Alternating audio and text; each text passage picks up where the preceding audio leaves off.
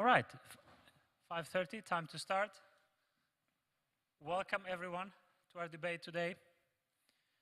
I have a set of instructions I need to follow, so I'll go on with them. Good evening and a very warm welcome to the FIBI Tucidity debate. My name is Ioannis Brilakis and I'm the Lengorup Professor of Civil and Information Engineering and the FIBI Tucidity Director and Academic Lead on Industry Engagement. I'm delighted to introduce to you Diego Oliva, who is going to chair the debate this evening. Diego is a co-founder and chief executive officer at Glue Home, an Internet of Things company that enables the unuttered delivery of goods and services into the home. Diego is also a non-executive director at National Highways, the UK government company that builds and operates England's motorways, and a limited partner at Early Bent Venture Capital, White Star Capital, and WAMDA Capital. Previously, Diego was regional director for Europe, the Middle East and Africa at Facebook during 6 years, and he also served for 5 years on the board of directors at Just Eat, a leading online food ordering and delivery company. Diego holds postgraduate degrees from Harvard Business School, Stockholm University, and IE Business School, and received bachelor's in economics from Tech Monterrey. Now I want to hand over to Diego, who will explain the format of the debate and introduce the motion and the speakers. Diego. Good evening, everyone. It's a pleasure to be here with you today. So the format of tonight's debate is as follows. There are 3 speakers on each team, each being allocated 7 minutes. For the speakers of both teams, you may address the speakers of the other team during their speech for points of information. You need to clearly shout on that point or point of information. The speaker can choose whether or not to take this up. Please respect their choice. Please note that no points of information may be raised during the first and last minute of a speaker's time. And no points of information will be taken from the audience. After the first 4 speakers, there will be an open floor discussion of around 20 minutes. During this time, anyone is welcome to add their own points in support or in opposition, or indeed to abstain. Please make sure that you do not address any of the speakers personally, only their arguments. When voting, please consider who you felt delivered the most persuasive argument this evening. Here it's important not to make a vote based on the previous point of view you had, but rather on the debate and the presentation of each of our speakers. For those not familiar with voting, you vote as you leave the room, either through the eyes door or the nose door. Please note that we will be recording and live streaming the debates and taking photographs. There is no fire alarm test plan, so if the alarm goes off, please follow the fire exit directions to the lawn in front of the building or on the right hand or the left side of the building. A final note to speakers. Joe Stevenson will be acting as debate secretary and timekeeper and will warn you when you have 1 minute left and then when you are out of time. Now, moving on to the motion of the debate for this night. This House believes the Metaverse is the key to a national digital twin. I'd like now to present to you the speaking members of each team. It is not an easy task being a speaker for the debate, so please show your support to them. So in the proposition team, to my right, Simon Bennett, Lucio Soibelman, and James Kinch. In opposition, Wei Chen, James Walsh, and Mark Enser. So let's start with the first speaker, Simon Bennett. With a background in civil engineering, Simon has over 25 years' experience in software industry, having worked for a number of commercial, off-the-shelf, and enterprise software companies. He has worked through product management, product strategy, marketing, and sales enablement in companies who serve the financial, airline, power, law enforcement, and military sectors. Simon joined Aviva in 2008 to run product management for the information management solutions. In 2012, Simon formed a new sales enabling team, and in 2018, Simon led Aviva's global technology research program, including research partnering with some of the world's leading universities. Today, Simon is Director of Incubation, helping to accelerate the commercialization of new technologies, such as industrial metaverse. Simon, the floor is yours.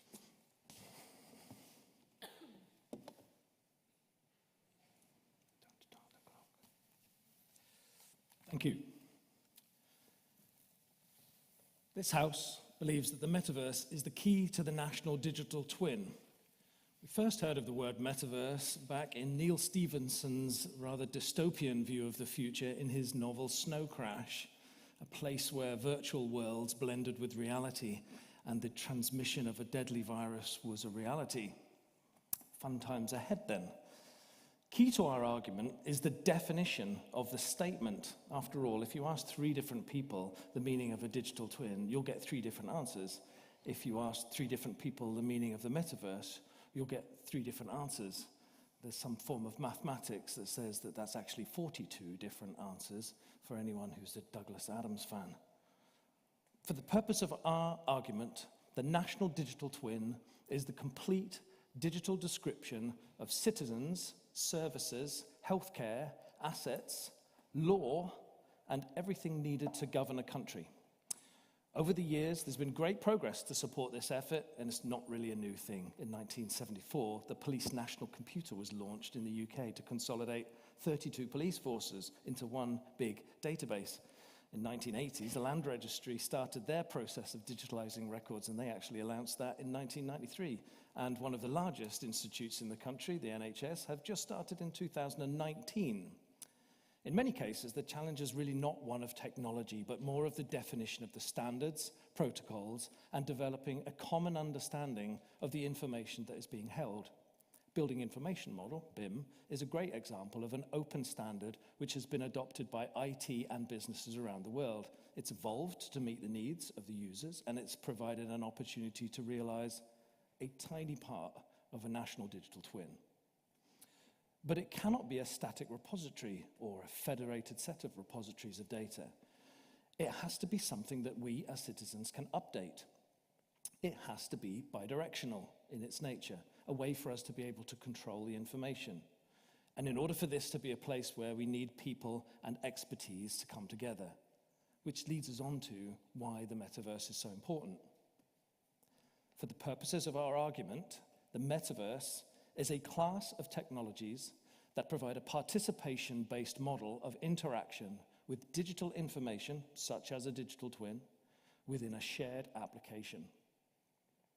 Behind all of the exaltation about non-fungible tokens, cryptocurrencies, virtual real estate, the new economy of the internet, Web 3.0, and some other relevant concepts for our national twin, the first concept is really about a virtual 3D world, something that gamers have experienced for decades, but general consumers of information through the internet have not really had that level of immersion. They appeal to a part of our brain which is managing our spatial recognition, our orientation, and to some degree our sense of self, something that you probably haven't experienced when you've been shopping on Amazon. Secondly is the people element of the metaverse. We believe it's ultimately the driving force behind the advantage of a metaverse. Whether it's in our social lives or in our professional lives, one constant remains, and that's that we play and work together, achieving more as a team than any one individual. Whether you're consulting, discussing, networking, or debating, you're doing it together. Together is something that the internet and the digital twin has not really offered. We don't shop online together. We don't research together. We don't read articles together. The internet is really just an interaction between you and the machine. It's an alone interaction, and it really weakens our ability to achieve anything, which leads us on to the notion of a single shared application. We're already moving in this mode of work. Microsoft, Google, Miro, we were using Mural earlier today. Tools allow us to exist in the same space at the same time, seeing the same information. And studies show that on average, a white-collar worker in the UK spends 21.5 hours a week in MS Teams or Zoom, sad fact. 50% of our time is spent in online meetings. But despite those shared screens, that we get offered and that live participation, there's something about a sequential nature of the conversation. It's not really immersive. Can I share your screen? Can you share my screen? It's not how we collaborate effectively. It's not natural. And I want to focus on the word the. We're not defining a single enormous database or instance of an application or platform, but the joining of many into an environment which, for our perception, is one that is one thing. For example, I can exist in a healthcare metaverse while I seek consultation with my dentist, but I can also exist in a different metaverse if I want to file for a burglary with the law enforcement agencies. My user experience is consistent, feels the same, and to my perception is one metaverse. And finally, it's the word key in this definition. There are so many different technologies that can stand up to help us, and so many different societal effects that can help us to achieve this. But we believe that the driving factor is going to be about people, and the realization of the national digital twin will thus come from the metaverse. So we believe that the metaverse is the key to the national digital twin in the same way that the internet was the key to unlocking huge global economic growth, something that was completely unforeseen when Tim Berners-Lee invented hypertext at CERN on a project for real-time remote procedure calls. While a metaverse described by Meta, other social media companies, and the wider media might feel like Ready Player 3, this House believes that it is the key to the national digital twin. Thank you. Thank you, Simon. Moving on to our first speaker in the opposition team, Weiwei Chen. Weiwei Chen is a Marie Curie Fellow of the Future Road Program. She holds a doctoral degree in civil engineering from the Hong Kong University of Science and Technology, where she was awarded a postgraduate scholarship and overseas research award. She has been involved in 4 digital twin projects after PhD graduation, and her research interests include digital twin, the Internet of Things, 3D reconstruction, laser scanning, and facility management in roads, buildings, and other infrastructure. Her current research project aims to develop road digital twin architecture, data management tools, and intelligent asset management platform to address the needs of road design, construction, and maintenance processes. Weiwei, you have the ears of the House. Thank you, Dico. Good evening, everyone. We started by making a very simple argument. The Metaverse is not the only technology of importance to the national digital twin. Hence, it can't be the key. One trivial example from the realms of digital to physical would be augmented reality. It contains critical development such as customized lenses so we can see, the high refresh rate, low gray-to-gray OLED technologies, so we don't get motion sickness. The video cards capable of producing accurate and visible appealing graphics. Also simple, good enough accelerometers and infrared lighthouses to capture our movements. So the list continues. Standardization of communication protocols between our actors in our virtual space, suitable construction sensors, suitable construction sites applications, and so on. One would even go so far to argue what even such this, educating each other, what even is a national digital twin. It's just as important as a sum of digital twin, that is Metaverse. But Sam, you mentioned if you include the people in the Metaverse, so how dare you put me in the Metaverse?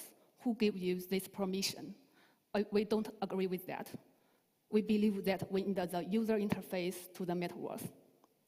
So in outside, we may state it even more simple to give the definition.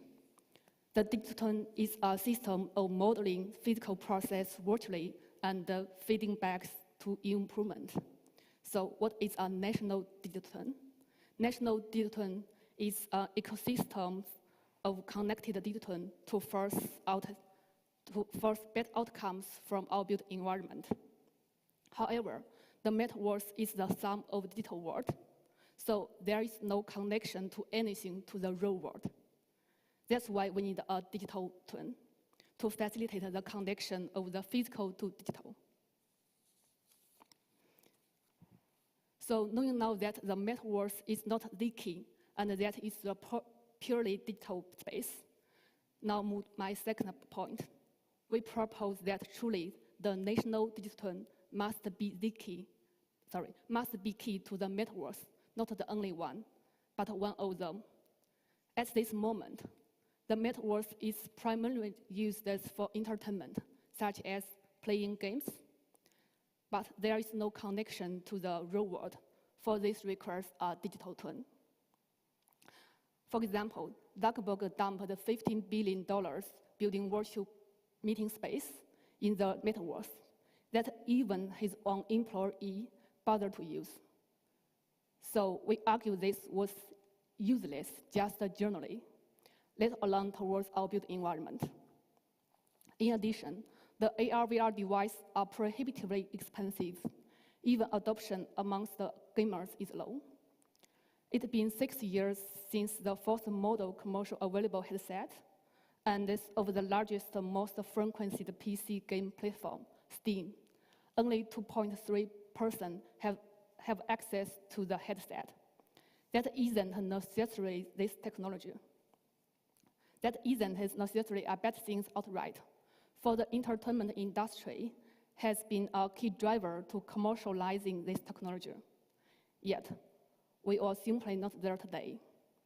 Even though the metaverse can let people to immerse themselves in the virtual space, people use the avatar to represent themselves, to communicate with each other in the virtual space, and build out their community. In addition, users can also virtually travel through the metaverse for fun using a VR headset and a controller. However, all these immersive experiences are not based on a bidirectional between the physical and the digital, just from physical to digital. More importantly, the national digital twin mirrors the physical world to the digital world and provides the feedback to the physical world for improvements. The technology in digital twin is critical to the metaverse to have the interaction between physical and digital. Firstly, from physical to digital, there are many obvious examples, such as sensors. Currently, we can use the laser scanner, photogeometry, the UAV, near-infrared camera to collect data from the physical world, and then represent the processed data and information in the digital world. Secondly, from the digital to physical, there are a lot of applications. For example, 3D printers. We can print out our goods and product based on the simulation result from the digital world. Another example is autonomous vehicle. We simulated using the high-performance computing of vehicle in various 3D scenarios based on the car's current environment, and then it's applied to the physical world when a self-driving car is operating. So you can see, all this requiring the digital twin. In conclusion, based on the two arguments above, obviously, the metaverse is not the key to the national digital twin. On the contrary, the national digital twin is a key to making the metaverse useful. On the topics of the useless, the last key dimension we haven't talked about is people. Physical nature and the digital world have no direct value alone. For thus, must be someone that benefit from them. So our second speaker, James, will talk about this later. Yeah, thanks.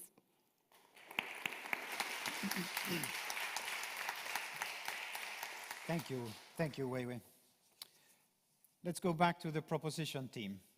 Our second speaker is Lucio Soibelman.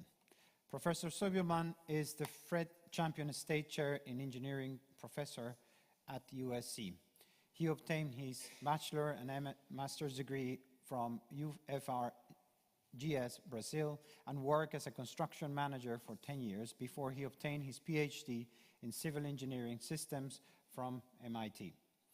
During the last 25 years as professor at University of Illinois, Carnegie Mellon University, and now at USC, he focused his research on advanced data acquisition, management, visualization, and mining for construction and operations of advanced infrastructure systems.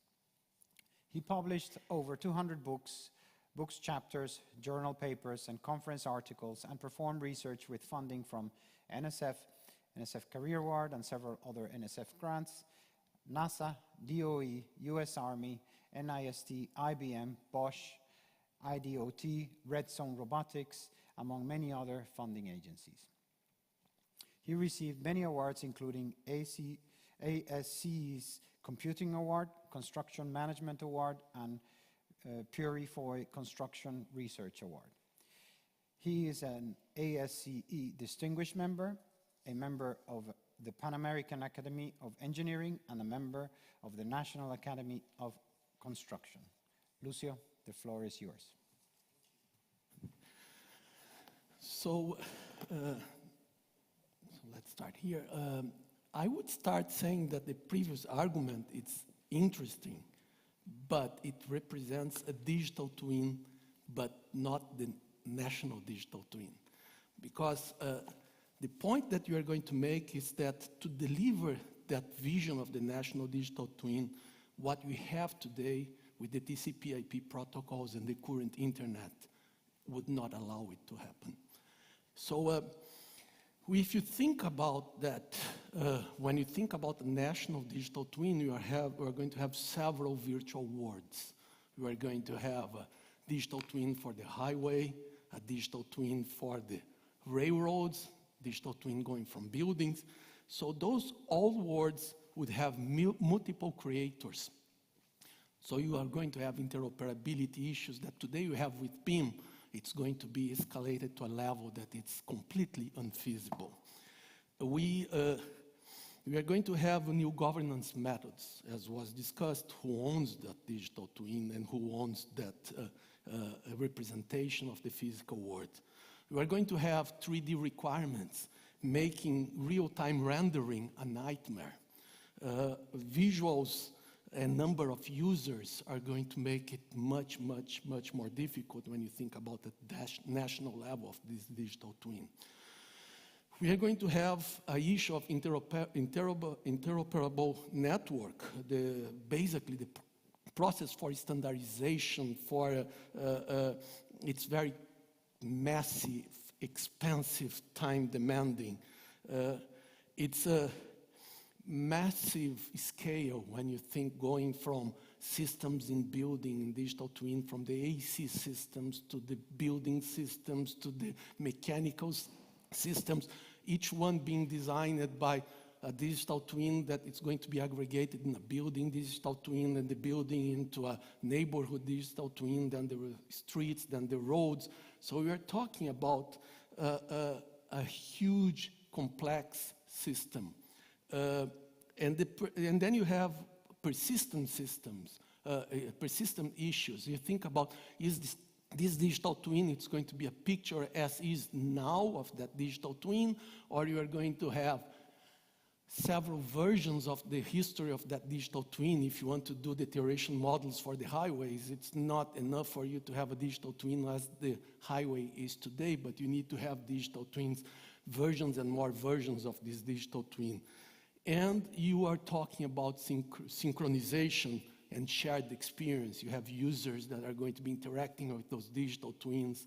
So when you think about all this, it is very difficult to discuss about the national digital twin.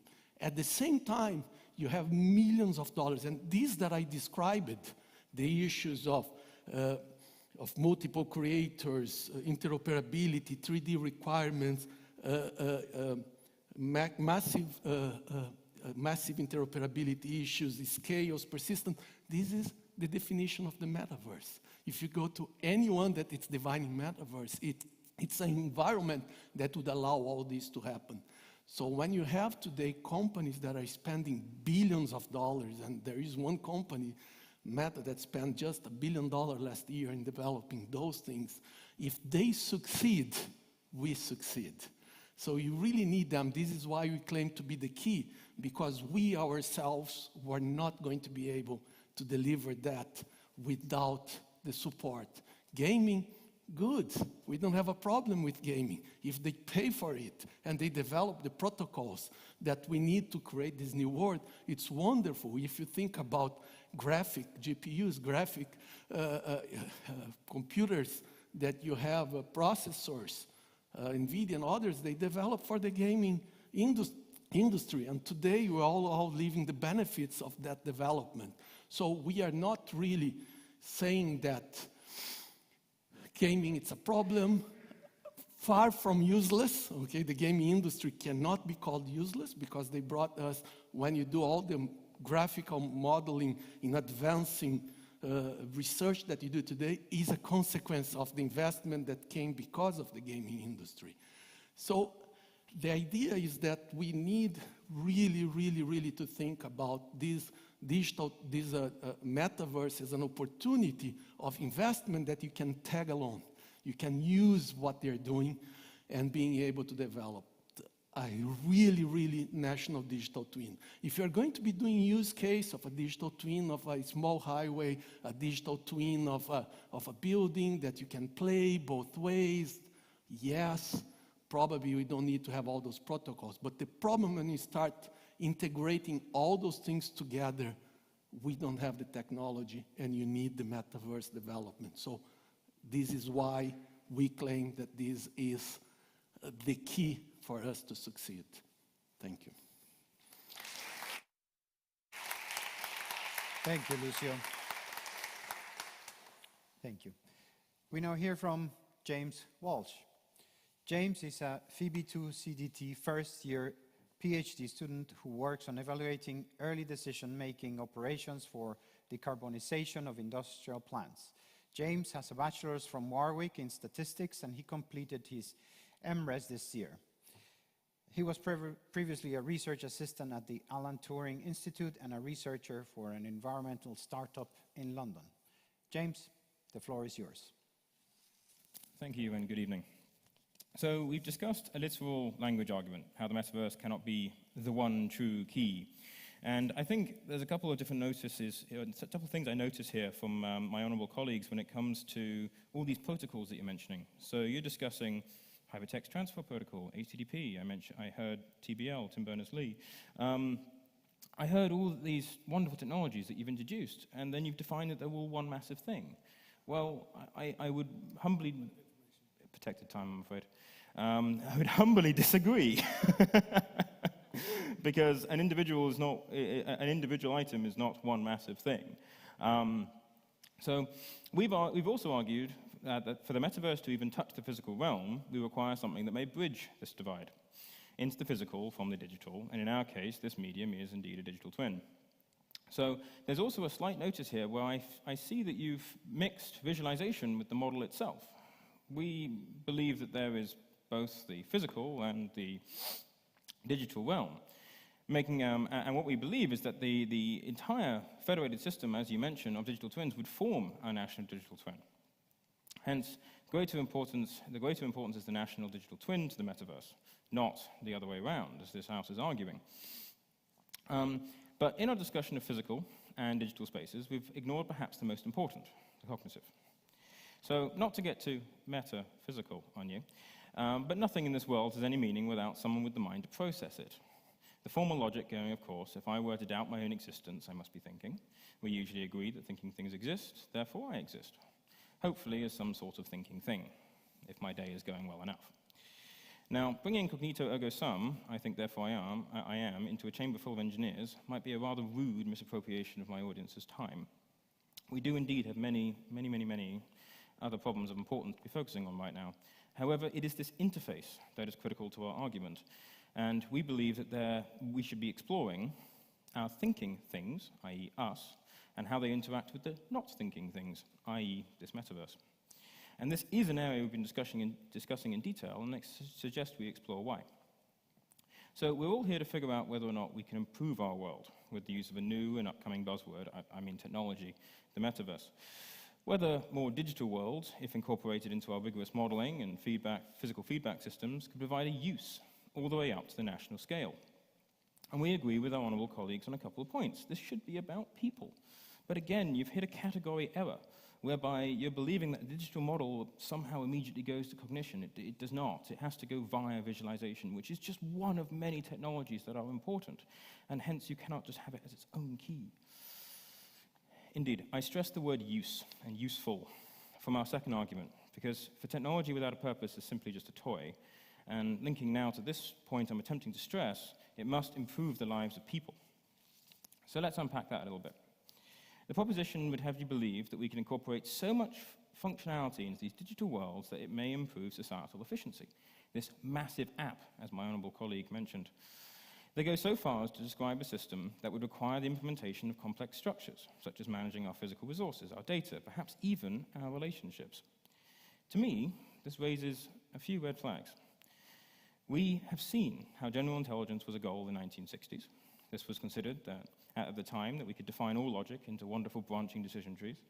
Not only was this highly dangerous, but it precipitated an AI winter, a break in the field for decades, until we had the processing power to build much more capable pattern matching machines that we have today.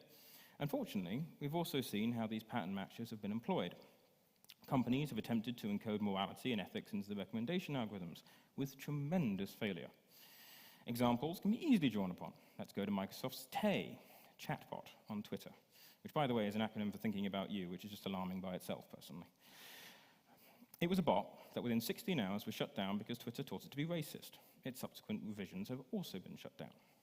Something perhaps a little bit closer to home, perhaps too close to home, is Facebook's, or Meta's, past failures at preventing Russian intrusion into the 2016 presidential election in the United States. By manipulating the recommender algorithms employed by Meta, an election may tilt one way or the other, corrupting one of our most core values in a democracy. And of course, in his subsequent 2018 Senate grilling, Zuckerberg, by his own admission, stated that he agreed that they were responsible for the content of their platform. So I very simply ask one question to my honourable colleagues. If we're going to have this one massive app, who is going to own it?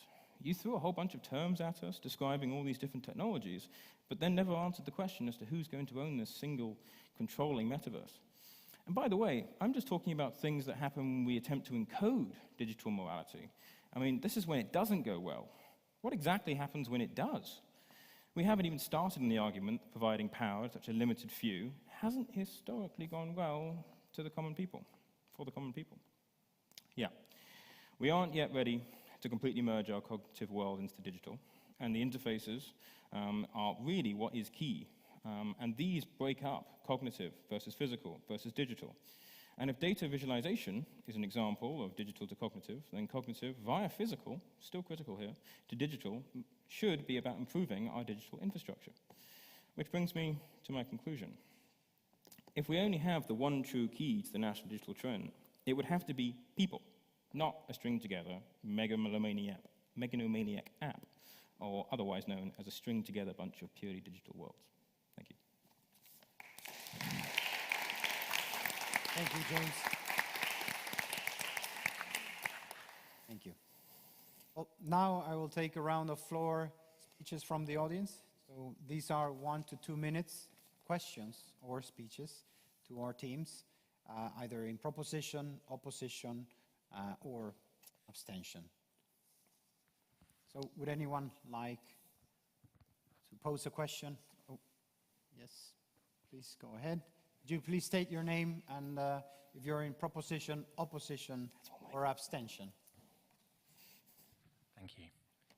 Ideally, if you're directing the question to a specific team or to both. I will. Thank you. Hi, everybody. I'm Henry Fenby Taylor, former Head of Information Management at the Centre for Digital Built Britain at Cambridge. And I would like to, first of all, I think, agree with the statement of the House today. But I would also like to ask those who are standing against it, who I also respect very much, how we can balance the need for a democratic and fair system, as we talk about, with the years of rigor and painful and slow development that often entails. Whereas in a commercial setting, we can see that organizations might move fast and break things, but then there will be take-up, and it's almost too late for governments to step in and change these things down the line. So do we not have to embrace the metaverse as a source of change in order to help direct it for a social good? I managed to turn that into a question at the end. I'm quite proud of myself. Thank you. Very good question. Thank you. So question to the opposition team. Who is going to take it? If I have a go at that. So Henry, thank you very much. I think that we absolutely should embrace the metaverse. So I'll start with a big agreement to that point. And I think that we can see the metaverse expanding as we see more and more digital worlds created, because we can see the metaverse as effectively being the sum of all digital worlds. And as we build the national digital twin, as we add more digital twins to that in a federated way, as our friends have put out, what that means is that metaverse will expand. But as Weiwei put so clearly, that use of the metaverse will have benefits to people. It'll effectively make the metaverse useful. And that I see is what the national digital twin will be doing in the metaverse. So yes, let's embrace it. Let's see that as we add digital twins to it, the metaverse will expand and it will become more useful. And I think it's in that way, actually, Henry, that we can see this whole thing becoming more useful by degrees. We don't have to design the finished thing. We can let it grow in a very organic, purpose-driven kind of way. But at the heart of it, I think we can see that the metaverse is a very different thing from the national digital twin. The national digital twin is this ecosystem of connected digital twins that delivers benefits. The metaverse is just the sum of digital worlds. And so there's no way that it can be the key to the national digital twin. If anything, it's the other way around. Thank you. Another question here, please, to the right, to my right. Hi, Esther Gordon-Smith, National Highways, and I think I'm abstaining, which is unusual. I'm usually all about the decisions. So, to pick up one point that was made about the difference between cognition and visualization and data, I think it is important to understand whether we're using people's visual processing systems to look at data, or whether a system is able to process data without going through visualization, and that in some way the people proposing the motion essentially have used such broad definitions of what metaverse could or could not be to say that the statement must be true because it's impossible to define. And that I think it's a really important point that no, we don't need everything to be visually rendered. I think there's an important point that we need to help humans to human more and help machines to machine more. And so a point I almost asked to both sides is around well-being and welfare.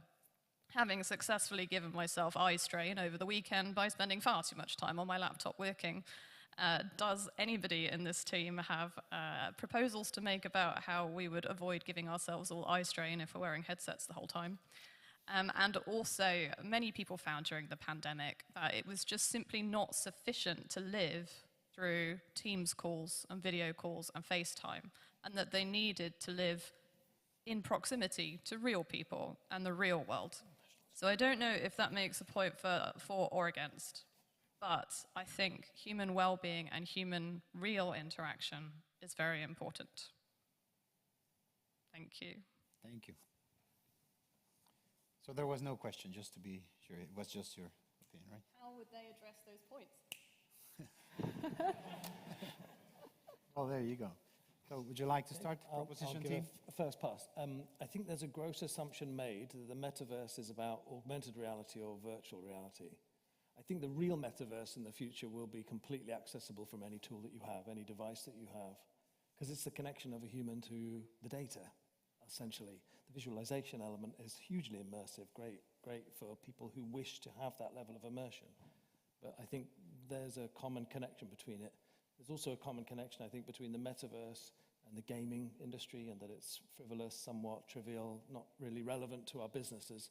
But underlying that whole metaverse conversation, there's some very powerful concepts for us to think about when we think about future generations who are making decisions, having conversations. By the way, I get eye strain when I use my Oculus Quest, and it takes me 48 hours to recover, just for the record. So is that against? No, that's 4, obviously. Okay, the opposition team. An answer or to the question, or any comments? I would only comment that, yeah, we absolutely don't disagree that video gaming is a beneficial industry to assist in augmented reality and virtual reality. In comments of the eye strain, I would say maybe get a better monitor or larger text, perhaps, just as a quiet comment there, or maybe pop to the opticians. But one comment that I may make on this is that clearly the technology isn't ready yet, and this is one small component of it. And if my opposition, my wonderful, honourable colleagues, believe that this is all the metaverse, well, then we've just proven that there is one item here that seems to be more important than others, perhaps. So we can't just have one singular key, i.e. this metaverse, to the National Digital Twin, or playing video games in Simon's case. Good. Any other speakers? Hello, I'm Elizabeth Taylor. Yes, Elizabeth Taylor. And thanks, Mom and Dad. I lead an initiative called the Future Brain Trust. It's focused on the revisioning of human culture. Question is, first a comment. It sounds like the National Digital Twin is kind of a machine of different levies and shifts trying to deliver services and benefits to people. The metaverse sounds like a giant app, which is wonderful. These are both beneficial. But if we are actually focused on,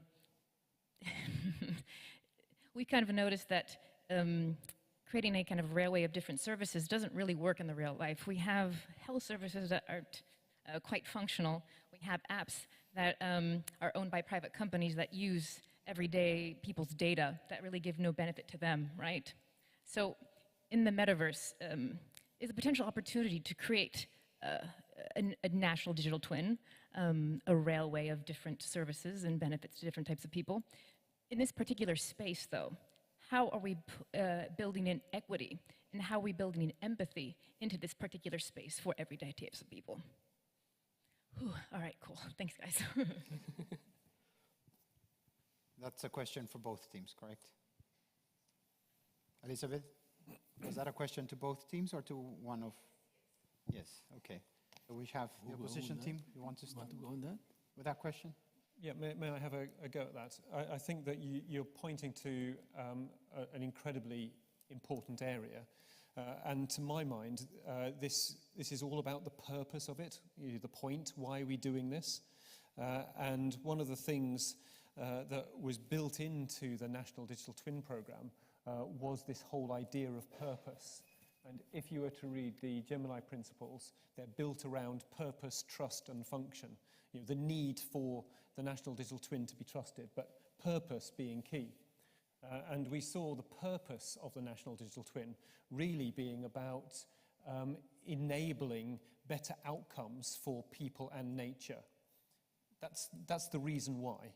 It's really about enabling better decisions faster. It's about understanding systems better and intervening more effectively to deliver those better outcomes. And so I would argue that if we get the National Digital Twin right, then the outcomes are the starting point.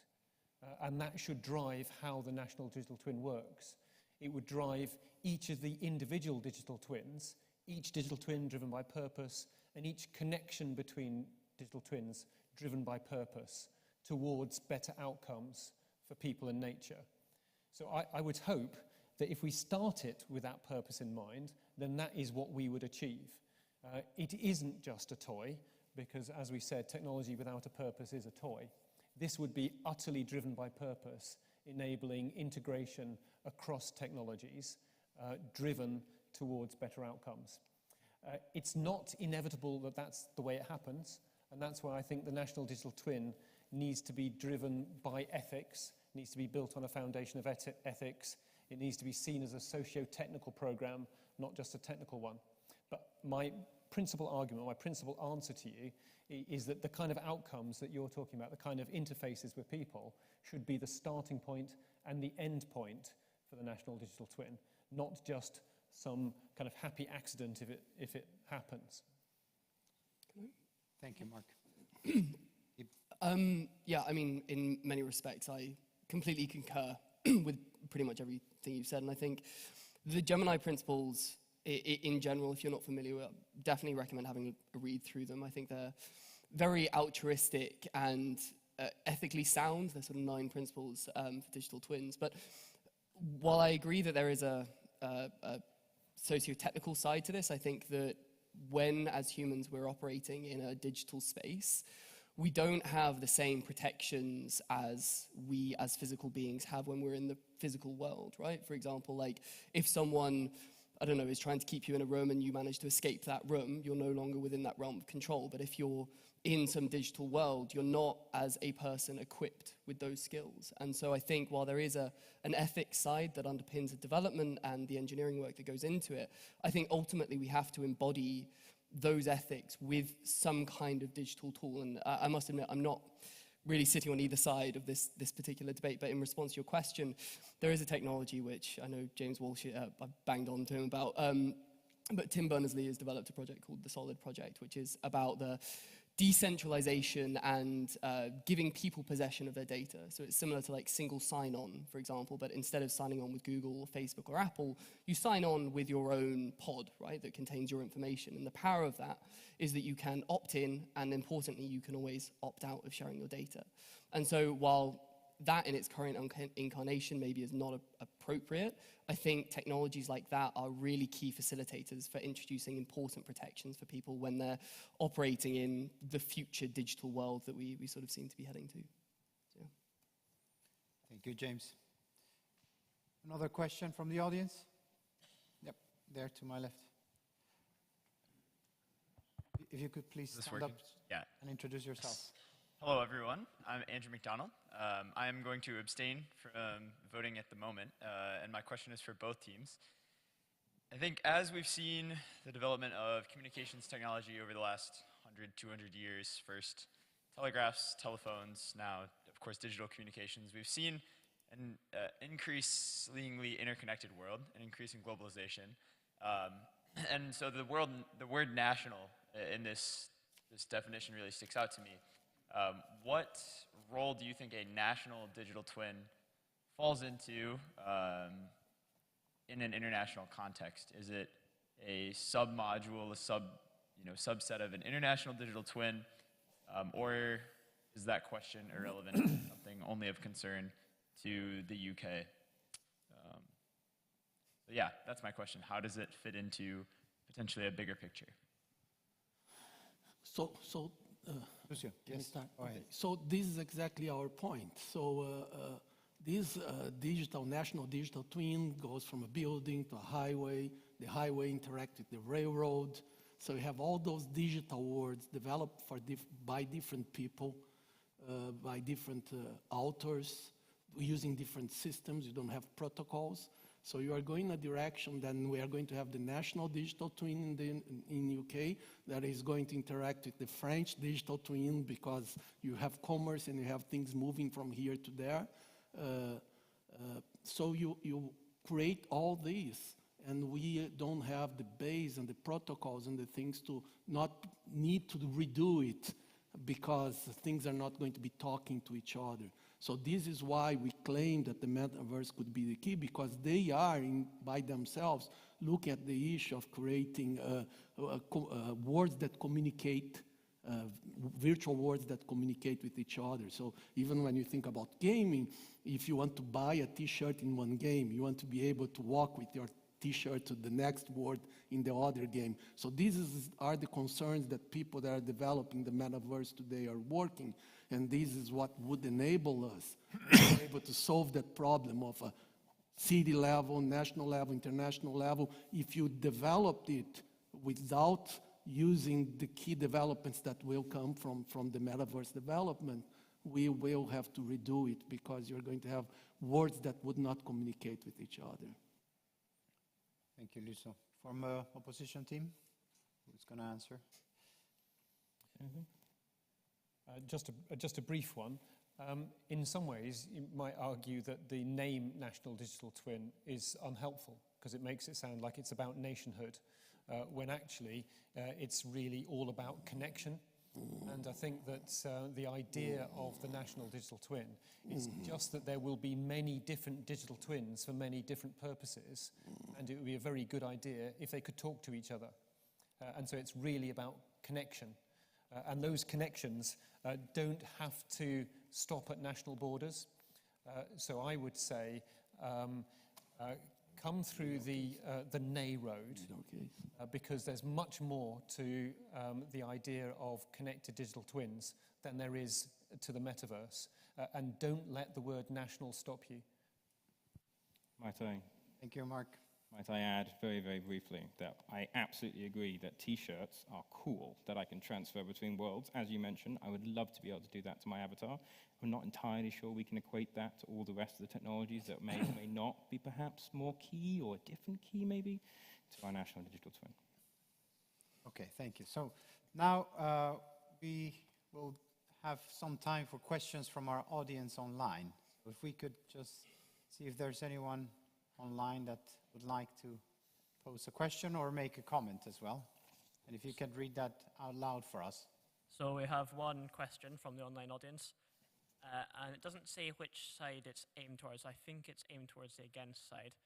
And it says, would you not say that having a highly connected metaverse-driven national digital twin would massively benefit society in this rapidly expanding digital economy? You write that. Could you repeat the last, I think we didn't hear you very well at the end, the last part. The last part, okay. I'll just read the whole thing.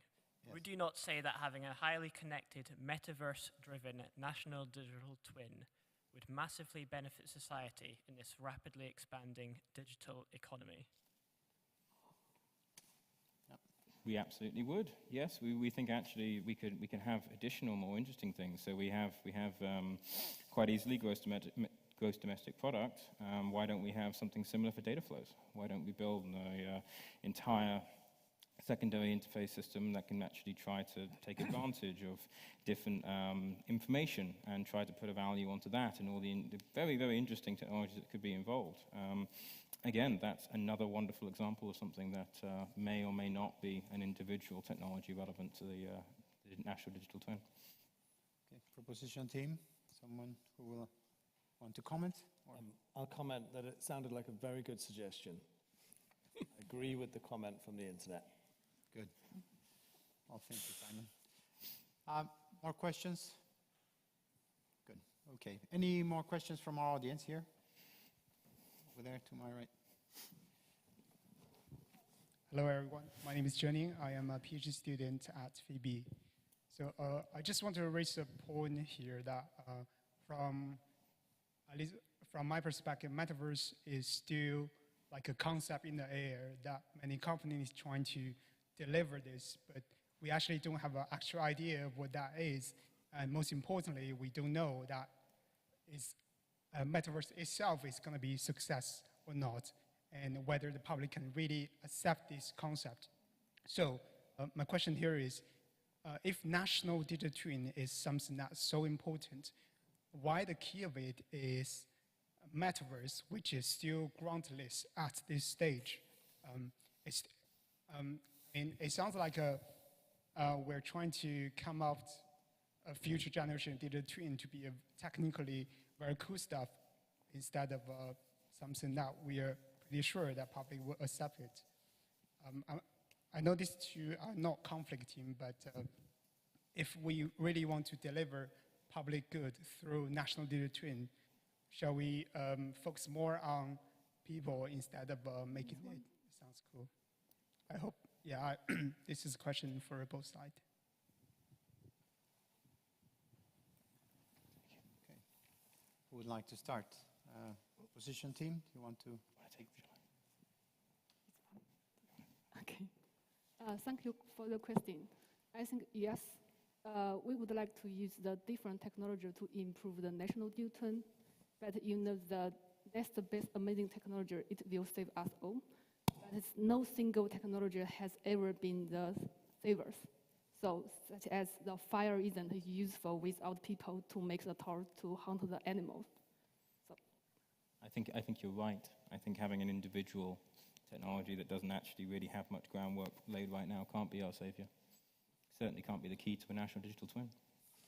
But again, I'm lost here in the consideration that the metaverse is a single technology. Okay? I think that we go back to our definition. It's not a question about technology. It's about of all the protocols and everything that are being developed to support us. The question is who is going to have the resources to make it happen. If you can build this national digital twin that integrates everything, I doubt. Okay? I doubt that can be driven by the digital twin. I believe that there is other people with more resource that can give us the road to help us. So this is why we call it to be the key. Well, thank you, Lucio. May I? Just brief comment, yes. So I'll be as brief as I can. I agree with what you said as part of the setup for the question, in that the idea of the national digital twin must be to help people. That's the point. And it's possible to imagine the components of that national digital twin effectively being digital twins. Many different digital twins for many purposes. And then we join them together, we federate them. And as Lucio says, the protocols are really important to enable that. But we can imagine the growth of that national digital twin happening in order to benefit these people without even mentioning the metaverse. Because I didn't mention the metaverse. What I talked about was each individual digital twin and then making connections between them. It just happens that when we do that, we will be making the metaverse useful. But there's therefore no way that you can say that the metaverse is key to the national digital twin. What is happening is that when we make the national digital twin, the metaverse is appearing. Thank you, Mark. Well, let's continue with our two last speakers. We're going to go back now to the proposition team. And our third speaker is James Kinch. James Kinch is undertaking a part-time PhD with the FEB2 CDT, exploring the research topics of energy flexibility and digital twins. James is particularly interested in exploring the use of digital twins as a tool for improving understanding and the operation of the built environment, a challenge that is growing in importance as we move towards an increasingly hybrid energy source future. Alongside his studies, James works as a consultant in the intelligent buildings industry, where he works with clients to design and implement technology to drive better building performance and user experience. James, the floor is yours. Thank you very much. Well, a lot to unpack, and I thank the audience for such thought-provoking questions. Now, I'm going to cover three primary arguments that have come up and that we've had key points of conflict over. So the first is going to be around our definitions, which seems to be a key point of conflation. The second is around technology foundationism, i.e. arguing whether one technology is the foundation of the other or vice versa. And I will round off by basically saying all of the previous arguments put forward by the opposition are essentially invalid because that wasn't really what we were talking about anyway. So, to start off with, metaverse as a technology. Well, if you listened to our definitions, which we carefully curated, at no point did we ever say that the metaverse was a specific technology. We tactfully, or I'm somewhat surprised that it wasn't challenged, but tactfully described it as a collection of technologies because, like the opposition, we acknowledge that the metaverse is a composition of many different technologies, all of which need to be pulled together ultimately to deliver on this vision of the metaverse, right? And I mean, it's not dissimilar in that way from the digital twin. But on that basis, the opposition has told us that the digital twin is in fact the key enabler of the metaverse. And by contradiction or by implication, that instead we are proposing that the metaverse is in fact the key enabler of a digital twin. Accepted? That the national digital twin is what, using the metaverse, using the national digital twin makes the metaverse useful, not that it just makes the entire thing itself. Right, okay. Yes, well, that is a valid point. However, our key argument was not about the technology itself. It wasn't about the metaverse as a technology. It wasn't debating whether one is useful to the other. It really wasn't about whether digital twins are useful to the metaverse or vice versa. Our argument was one of pragmatism. We were saying that in the world that we live in, we see projects being funded by large Silicon Valley companies, Meta, Google, and the like, investing billions of dollars into the development of metaverse technology. And as Lucio pointed out, there are a number of challenges contained within the development of the metaverse that are incredibly analogous to the development of the digital twin. And so our proposition is that in this world where money is the source of all evil, but also the source of what motivates the development in different areas, we say that if we look at the investment that's been made into digital twins and the national digital twin as a notion and the project itself, and compare that to the amount of resources that are invested into the metaverse, we can see that there is huge inequity in that. And our proposition and resounding argument is therefore that with such resources being funneled into the metaverse, and I want to make clear this is not a debate around the ethics of whether we think Meta or the Zuck should be in charge of our lives or in fact in charge of all of our data. This is as to whether it is an inevitability that the metaverse will incur development into technologies that are useful to the national digital twin. That is our case, fundamentally.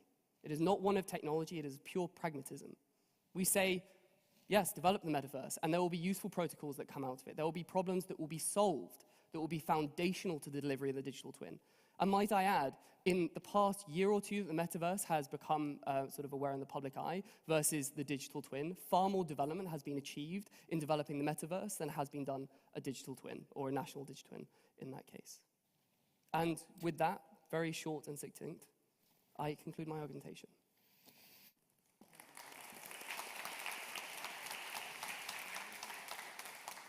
Thank you. So, moving to our final speaker of this evening, Mark Enser. Mark is a keen champion of digitalization in the built environment, and he's particularly interested in outcomes-focused systems thinking, digital transformation, connected digital twins, data infrastructure, low-carbon sustainable solutions, and the circular economy. Mark is a strategic advisor at Mott MacDonald, and he is a Royal Academy of Engineering visiting professor in the digitalization of the built environment. Previously, Mark was the CTO of Mott MacDonald and the director of the Center for Digital Built Britain, where he was the head of the National Digital Twin Program. Mark, you have the ears of the house. Thank you. Yes, I'd also like to thank the audience and people online for some really thoughtful questions. And also like to thank the proposition for putting, again, some really thoughtful pieces.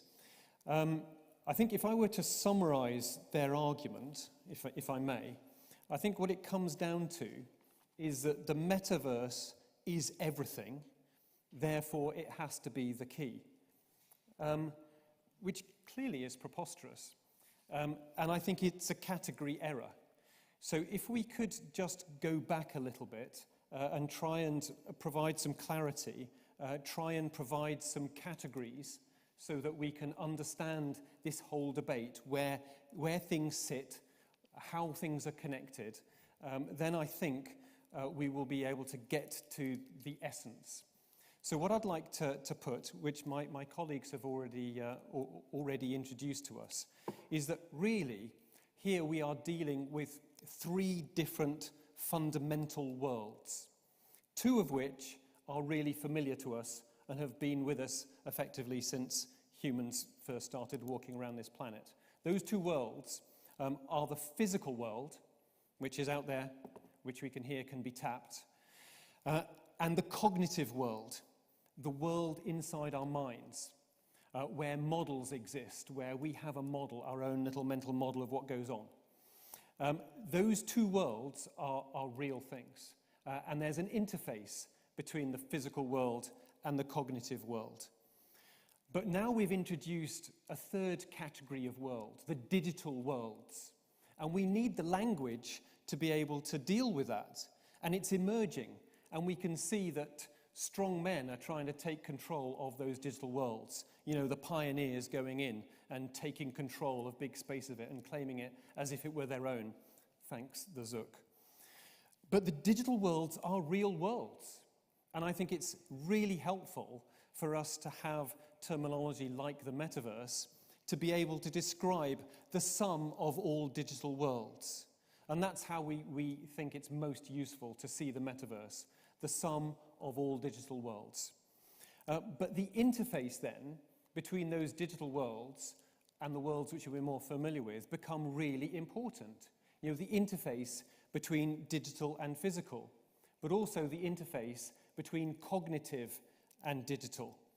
And I think that we've been muddling those up a little bit. And so if we see visualization and the way that immersive technology works, really that's on the interface, isn't it, between digital and cognitive worlds. I would ask, so in your statement, you have introduced a new definition for the metaverse. Is this you changing the paradigm of the debate we've just had? I think it is absolutely changing the paradigm because the paradigm needs to be changed. Thankfully, my esteemed colleague challenged the definition early on and discussed the metaverse as this sum of digital worlds. But if we could agree that these three fundamental categories exist, then I think that the interfaces between them become really important and really informative. And so that means that we can move the debate forwards. And so I think that if we are seeing the metaverse as the sum of all digital worlds, it clearly has a relationship between the national digital twin, and we would agree with you that there will be many technologies associated with it. That's a very good point, and the point about the need for for all the protocols. We totally accept that. But it's a very different thing from the national digital twin. Because what the national digital twin is doing is joining up digital twins. And what digital twins are doing is making a connection between digital and physical. We said there's these three worlds. The connection between digital and physical is a cyber-physical thing. That's what digital twins do. The national digital twin joins those up, as I said, for a purpose, the purpose being to benefit people and nature. But what we haven't really got to the bottom of is the interface with the cognitive world. And our argument, and I think James put this really well, was that in the end, we think that if we were forced into a corner to argue what is the key, if we're rejecting that the metaverse is the key, and I think Wei Wei put it really clearly, there's lots of things which are key to the national digital twin, so the metaverse can't be the key. But if we were forced, if you squeezed us into a corner and forced us to say, what is the key? What is the most important thing? What we would argue, it's people. That's what's most important to the national digital twin. In fact, it's what's most important to the metaverse too, because it's only inside our minds that meaning exists. We provide meaning to both metaverse and the national digital twin. So I would urge you not to be muddled by the wonderful words of all this technology, nor the argument that because the metaverse is everything, therefore it has to be key. Please reject that. Clearly not the definition that was set out. But clearly the correct definition. and see that actually the most important thing when it comes to the national digital twin, the key, is us. It's you and me. Because we give it meaning, we give it purpose. And like we said, technology without a purpose is just a toy, and I'm afraid at the moment that's what the metaverse is. Thank you.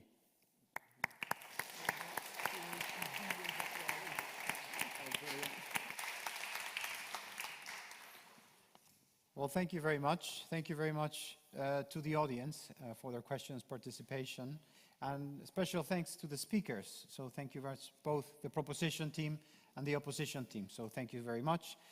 We've come to the end of the debate. So in this house now, we pass to the voting. In this house, we vote with our feet. So please walk through the eyes door for those eyes to the right over there, for those in favor of the proposition, and walk through the nose door for those in favor of the opposition, or go through the middle door if you would like to abstain. So that's how we vote, so please, if you would go over there, and if you could wait for us while everyone goes out, we will then be counting the votes as you go out. We have 2 people on the doors over there, to the right and to the left, that will be counting who's going through which door, and then if you wait, just don't go too far, just give us a few 5 to 10 minutes, and then we will all come back in where I will announce the winner. So please, if now you could all proceed to vote with your feet. Eyes to the right, nose to the left, and abstentions in the middle.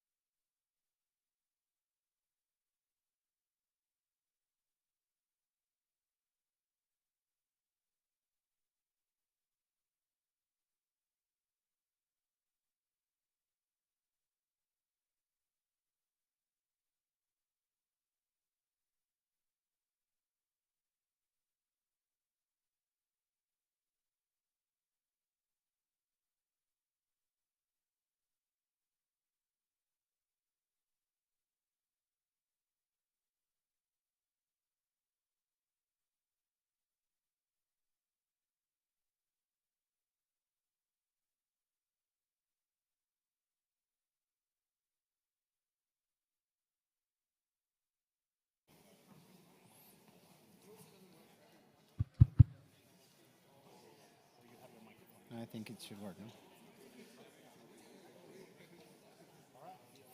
Okay. We're all back now. Oh, very good. Well, we have our result now. But first I would like to thank again both teams. Both teams did a great job, and I think made all of us think a lot about both sides of the proposition and about the future that we will see maybe soon, maybe not so soon, but I think it's a very interesting and relevant topic for today. And thanks again for the audience for being here and being engaged and your questions, and also for voting. So the audience has spoken, and we have a winner. So we have 49 no's against 14 ayes, and 6 people abstain. So the winning team is the opposition team. Congratulations. And we have a small present for you as well, for the winning team. Wait. Here you go. James. Mark. And also we have a present for the proposition team. There are no losing teams here. Here you go. Here you go. Thank you very much.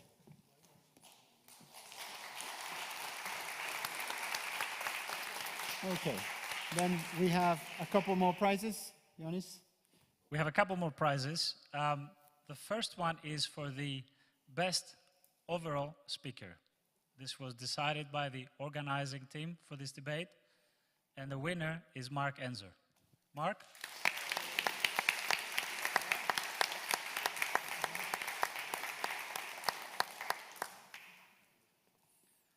The second award is for the best researcher presenter, because we have to recognize that we have a very diverse audience of speakers here. For the best researcher, the award goes to James Kinch.